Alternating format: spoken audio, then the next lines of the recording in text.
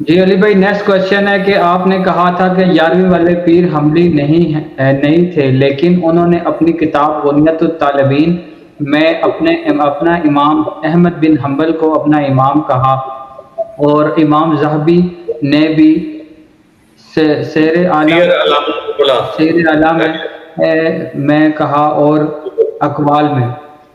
ہاں جی، پہلی تو بات ہے ٹائم قیامت تک ہے. غنیت الطالبین میں انہوں نے کس جگہ لکھا ہے کہ میں احمد بن حنبل کا مقلد ہوں. تقلید مقلدین کے نزدیک واجب ہے. ان کا دعویٰ ہے کہ اجماع امت ہے. اتنی موٹی کتاب لکھی ہے غنیت الطالبین شیخ عبد القادر جیلانی نے. اس پوری کتاب میں عقائد کے اندر مجھے دکھائیں کہ انہوں نے لکھا ہو کہ کسی امام کی تقلید کرنا.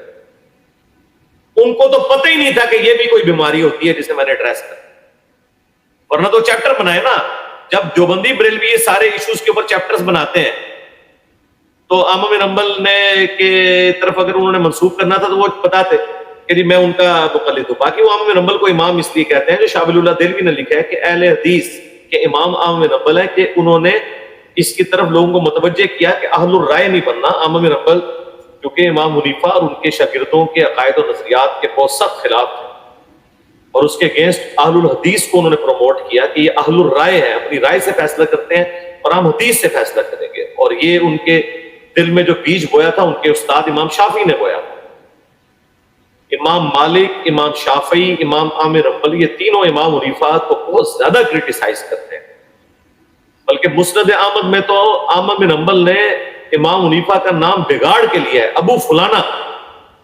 میرا مسئلہ نمبر 197 ریکارڈ ہے، میں نے یہ سارے کے سارے ٹروتھ ریویل کیے. تو نفرت کی حد تک ان لوگوں کے بارے میں عقائد و نظریات رکھتے ہیں.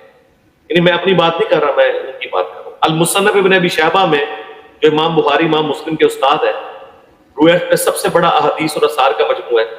اس کے اینڈ پہ چیپٹر ہے کتاب الرد علی ابی حنیفہ. یہ رد ہے ابو حنیفہ کے اوپر، اور ساتھ لکھا کہ اس میں رد ہے اس کے ان فتووں پہ جس میں اس نے رسول اللہ کی مخالفت کی.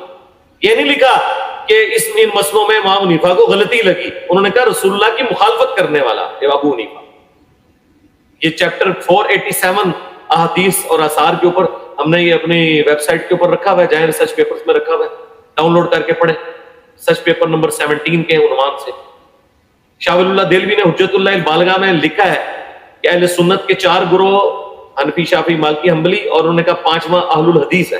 خود دیوبندیوں کا بڑا مفتی جو ہے شروع کے دیوبند کے مفتیوں میں کفایت اللہ دہلوی، اس نے لکھا ہے کہ شروع سے اہل سنت میں 5 بڑے گروہ رہے ہیں.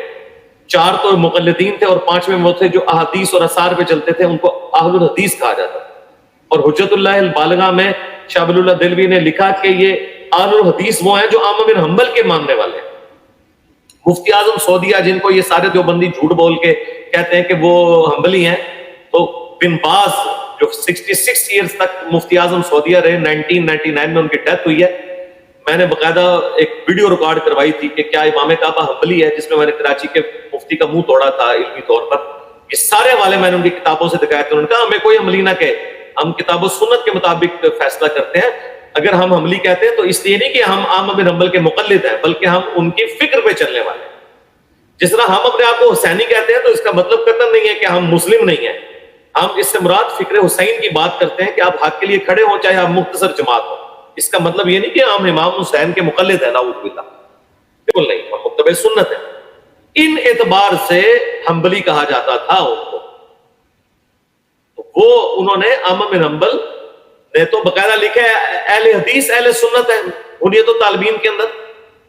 استواء علی العرش کے عقیدے میں انہوں نے لکھا ہے ان کو حنفیہ کو جہمیہ کہا ہے، حنفیہ غسانیہ کو انہوں نے جو ہے وہ دوستی فرقہ ڈکلیئر کیا اپنے فرقوں والے چیپٹر کے اندر غنیت الطالبین میں شیخ عبد القادر جیلانی نے. تو وہ تو ان کو مانتے ہی کچھ نہیں ہے، یہ کیا بات کرتے ہیں. تو اس کتاب میں بتائیں کہاں انہوں نے لکھا ہے کہ میں مقلد ہوں. اگر آپ امام کی بات کرتے ہیں تو میں نے بھی کہا کہ اہل سنت کے امام احمد بن حنبل، میں نے تو کئی دفعہ اس چیز کو کوٹ کیا ہے. اس سے میرا مقلد ہونا کیسے ثابت ہو جائے گا؟ یا میں امام مالک کی یا امام بخاری کی یا امام مسلم کی اتنی تعریف کرتا ہوں تو اس سے میرا ان کا مقلد ہونا کیسے ثابت ہو گیا؟ رہ گیا اسکول آف تھاٹ. تو وہ تو ہم مانتے ہیں کہ وہ حنبلی تھے اسکول آف تھاٹ میں، یہ والے حنبلی نہیں جو آپ مانتے ہیں تقلید والے. وہ تو ابن حجر اسقلانی کو بھی شافعی کہا جاتا ہے، اور ابن حجر اسقلانی تو خود کہتا ہے کہ ہم امام شافعی کے مقلد نہیں ہیں, ہم اسکول آف تھاٹ میں ان کو فالو کرنے والے ہیں, اس اعتبار سے کہ ہم نے مرفوع احادیث کے اوپر بنیاد رکھتی ہیں اپنے عقائد و نظریات.